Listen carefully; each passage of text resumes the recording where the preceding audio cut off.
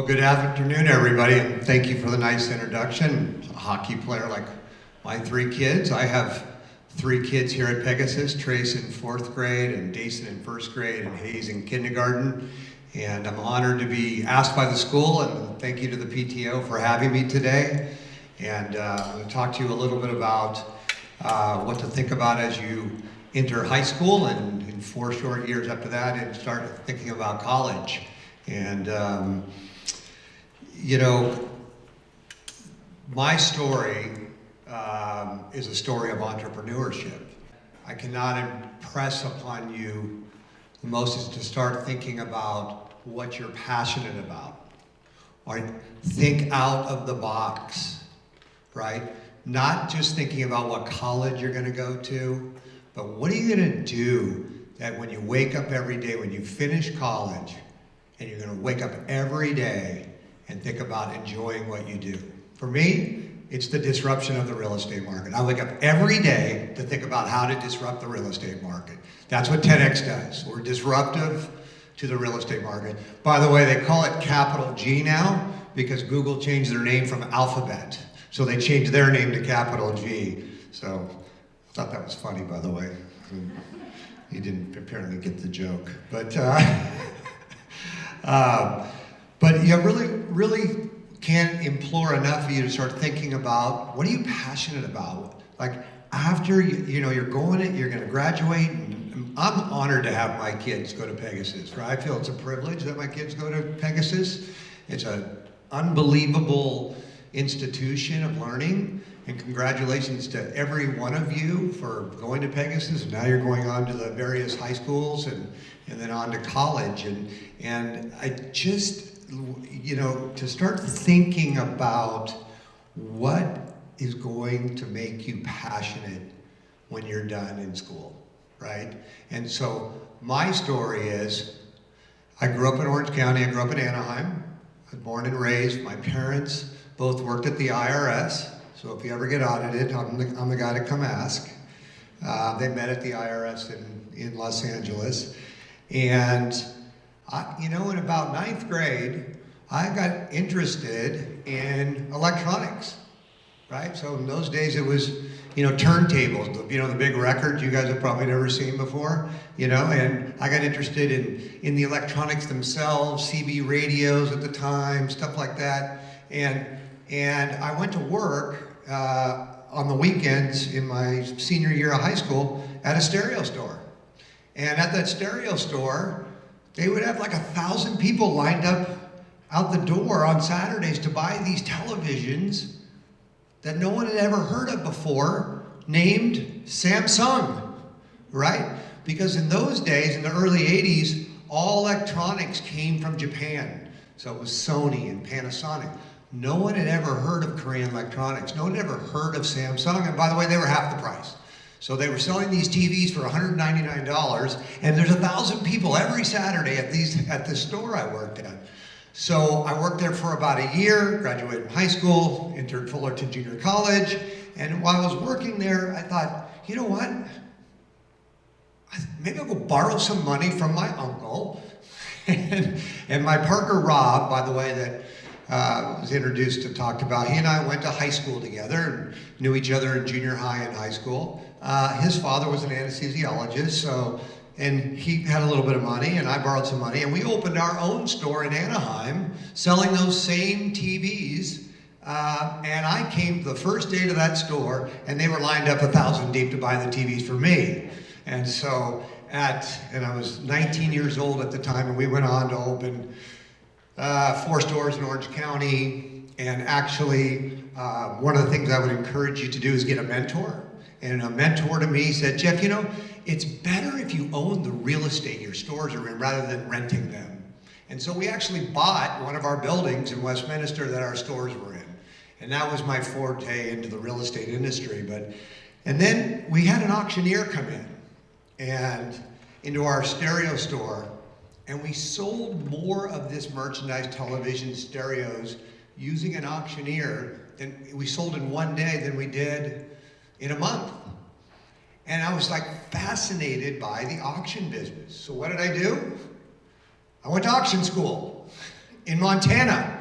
And I learned to be an auctioneer. 75 here, you gotta be 100 now, 25, 50 now, 75, 200 there, right? I was an auctioneer, right? And I'm not doing the spring event. Don't get any ideas. I already gave you a good guy. and so we had, so now we had this, we were retailers selling electronics. We had bought a building, one of our stores were in, so started a little entry into real estate. I bought my first house when I was 19 in Anaheim, and then I understood the auction business. And then I went up to LA, and this guy was having an auction of real estate up at the LA Convention Center. And I went to his auction, and he had 1,000 people, and they were buying this stuff, all this real estate. And then we went out to the county recorders in those days. Remember, this is all pre-internet, right? Went out to the county recorders and looked through these big books, and I could see what he paid. Oh, he paid $10,000. He sold it for $20,000. Oh, this is a good business. Again, thinking out of the box. And so, what did we do?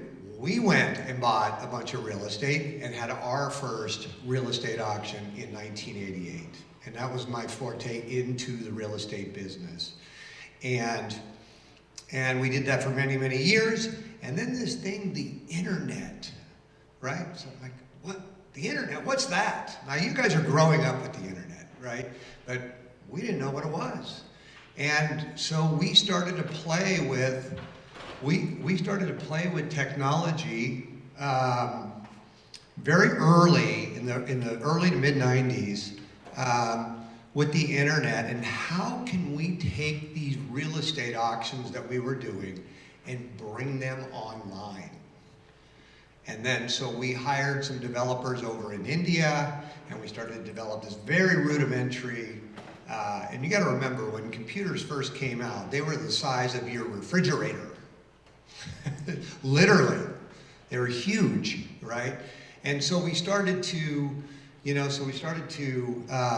play with the internet, and really found that like more people will participate in buying this real estate if you give them big reach, because the internet connects the world.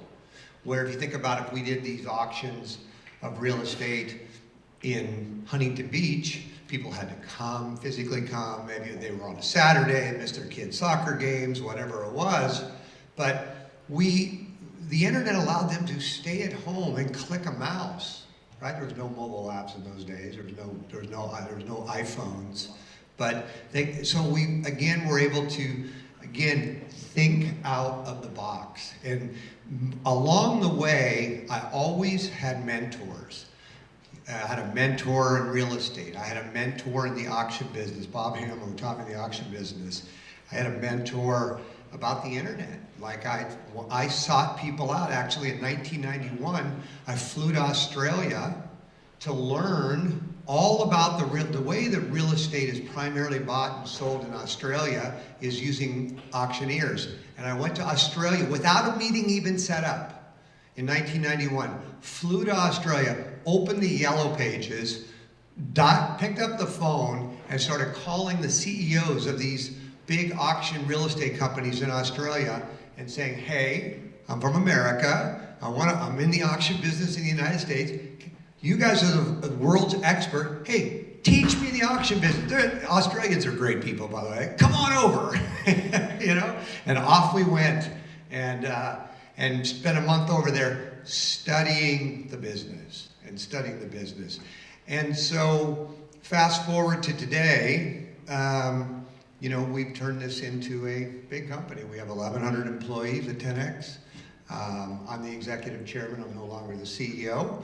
And why am I not the CEO? Because the company got too big for me. I'm an entrepreneur. And when your companies get big, you start to become, they get a little bit less entrepreneurial and a little more administrative, like dealing with lawyers or dealing with human resources. And so because I think I'm a humble person, and it's one of the things I would implore on you to be. I hired a CEO who was Tim Morse, who was the CEO and CFO at Yahoo, who's professional management. And by the way, he's done a better job at running the company than I did, and fantastic, because I have a very simple philosophy. I like cashing big checks, right? And so, he's done a better job than me at running the company. So I would start thinking about, what is your passion? Like, what is going to... I just read a great article on millennials. And millennials were the first cohort. By the way, they're the largest cohort of people in the country now, more than the baby boomers, the era I come from. And they were the first generation of social media, right? And so, a lot of times they get out of college and they get into these jobs, and they're there 8 months at these jobs, and they're interviewed, and they say, how do you like your job? And they go, you know what? I don't feel like I'm making a difference.